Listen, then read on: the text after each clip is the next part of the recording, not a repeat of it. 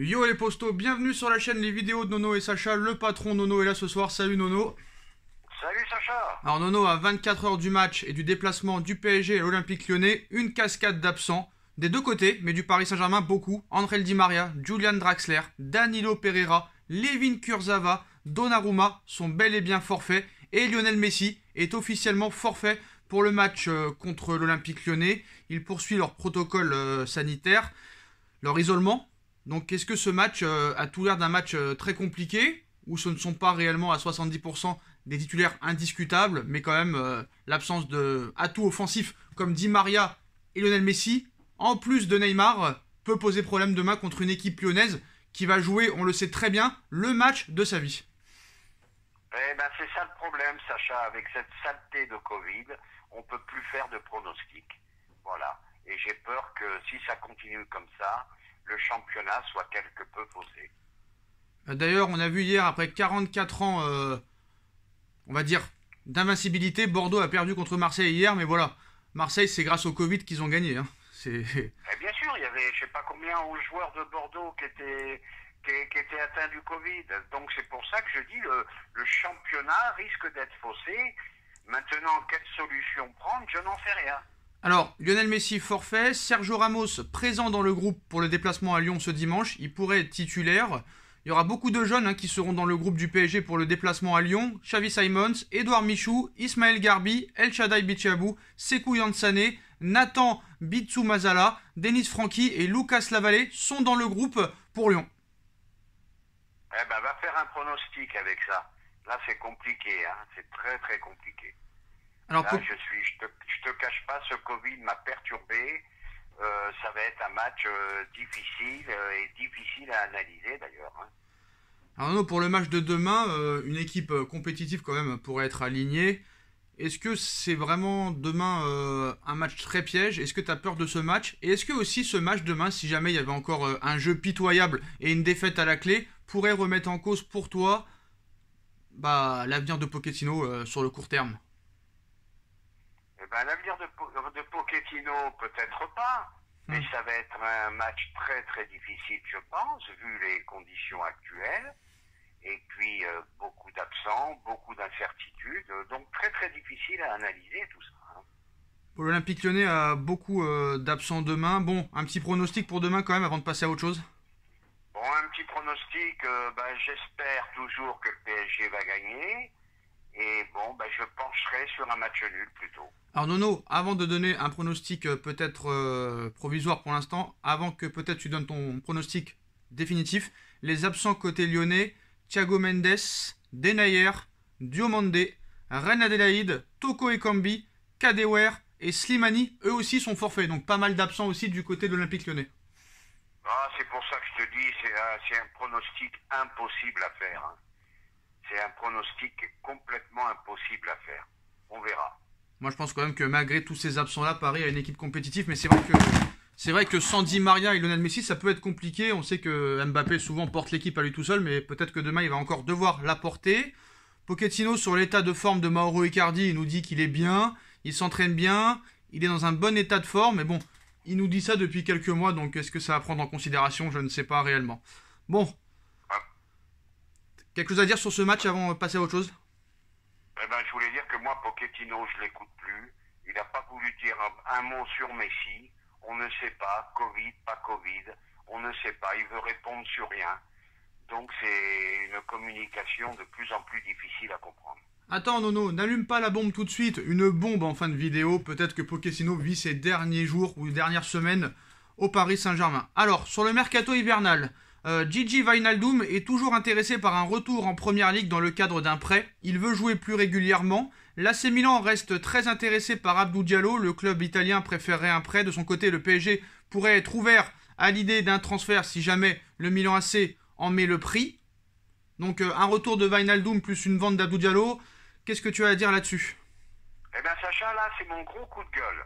D'accord. Wijnaldum, capitaine de l'équipe de Hollande, vainqueur de la Ligue des Champions, titulaire à Liverpool. Comment peut-on m'expliquer qu'en 6 mois, ils veulent déjà partir du PSG? C'est incompréhensible. Et il faudra qu'un jour on nous explique qu'est-ce qui se passe à Paris. que des joueurs comme ça, au bout de 6 mois, veulent déjà partir. Et là, ça m'a vraiment, vraiment énervé aujourd'hui quand j'ai appris ça. Surtout que c'est Pochettino qui a insisté pour avoir Wijnaldum dans son effectif. Sur une vente d'Abdou Diallo, est-ce que toi tu penses que il faut pas faire de cadeau, ou il faut le brader, ou il faut le garder? Oh, maintenant, je pense qu'il faut plus faire de cadeaux. Parce qu'on ne fait rien malgré tout. Là, je vais un peu défendre les joueurs. On ne fait rien pour les aider. Mais Wijnaldum, ça m'est resté en travers la gorge, je te dis franchement. Hein. Et tu as d'ailleurs 3 gros clubs anglais qui sont déjà dessus. Incroyable ce qui se passe. Incroyable ce qui se passe. Arsenal serait le favori. Est-ce que pour toi, il faut prêter Wijnaldum 6 mois pour qu'il se refasse une santé? Mais surtout pas, surtout pas. Donc faut lui laisser le temps. Faudrait déjà le faire jouer. Faudrait déjà le mettre titulaire. Et rappelons-nous que Rai a mis 1 an à s'adapter. Soyons patients à Paris. Alors la comparaison pourrait peut-être être critiquée parce qu'il y a d'autres joueurs aussi qui n'ont jamais réussi dans un club ou même au PSG, donc à voir ce qui va se passer dans les prochaines semaines. Il y a encore 3 semaines de mercato. En ce qui concerne Neymar, le retour à l'entraînement de Neymar est toujours prévu dans 3 semaines environ, annonce le PSG. Il poursuit actuellement ses soins avec des membres du staff médical et performance. Il pourrait faire son retour à Paris lundi. Neymar à 100% pour le Real, t'y crois? Je ne pense pas. Je ne pense pas. Ça sera un peu court, et de toute façon, je vais être sincère avec toi, je vais peut-être t'en faire hurler quelques-uns. Moi, Neymar, je l'ai oublié depuis longtemps. Alors, Xavi Simons pourrait être titulaire au milieu de terrain demain. Pochettino a parlé sur la position préférentielle du joueur hollandais. Il a cette qualité de pouvoir jouer en relayeur, mais aussi sur le côté en phase défensive, aussi en attaque, en décrochant. Le temps et la maturité peuvent donner une réponse plus exacte. En fait, il est en train de dire entre les lignes, j'aimerais le faire plus jouer, mais on m'en empêche en fait. Ça veut dire un peu ça, et puis c'est l'occasion de voir Simons dans un match de haut niveau, sa véritable valeur. Alors Nono, on vient maintenant aux grosses informations, et il y en a beaucoup. C'est très très chaud. Alors on pensait tous, que vu que la reprise a commencé depuis une semaine avec ce match en Coupe de France, on pensait la rumeur Zidane au PSG entérinée, que Pochettino allait continuer jusqu'à la fin de saison tranquillement, qu'on allait passer à autre chose, qu'on allait enfin parler du sportif et des ambitions du PSG. Et rebelote aujourd'hui, le Parisien, la presse espagnole nous annonce encore une fois que Zidane dans les prochains jours c'est peut-être possible. Alors on dit un petit peu tout et son contraire, c'est un petit peu la presse internationale contre la presse française. Alors, les dernières infos, là c'est de partout, honnêtement, je pense que tu as dû suivre.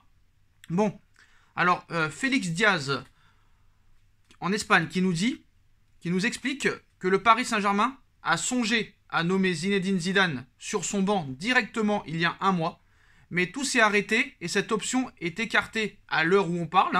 Le technicien français a estimé que ce n'était pas le bon moment, donc Zidane n'a pas dit non. Déjà ça c'est une première chose à expliquer. Ensuite, Félix Diaz poursuit en nous expliquant que les dirigeants du PSG disent que Zidane doit être l'alternative pour l'avenir à partir de juin. Il y a eu des contacts, volonté mutuelle de travailler ensemble dans les prochains mois. Tout porte à croire, normalement, que Pochettino finira la saison. Il sait que Manchester United l'attend. Mais Paris, quand même, essaierait d'introniser Zidane tout de suite. Mais bon, Zidane n'est vraiment pas chaud. Mais là, tout nous porte à croire que ça se fera, quoi qu'il en soit, au mois de mai ou au mois de juin, Nono. Eh bien, c'est ce que j'avais dit, rappelle-toi, dans les précédentes vidéos. Je pensais plus pour l'été prochain que pour le mercato hivernal. Maintenant, il faut jurer de rien. Il peut arriver en plein mercato hivernal. Et ça nous montre aussi que Pochettino veut absolument partir à Manchester United.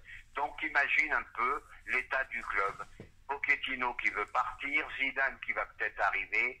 C'est quand même difficile à gérer tout ça quand même. Mais est-ce que ce serait peut-être pas mal de le mettre tout de suite, parce que c'est peut-être pas un problème de connaître l'effectif, parce que l'effectif déjà il a 4 anciens joueurs dans l'équipe, faut pas oublier, les Mbappé, tout ça et tout, il les connaît par cœur aussi, les a vus jouer.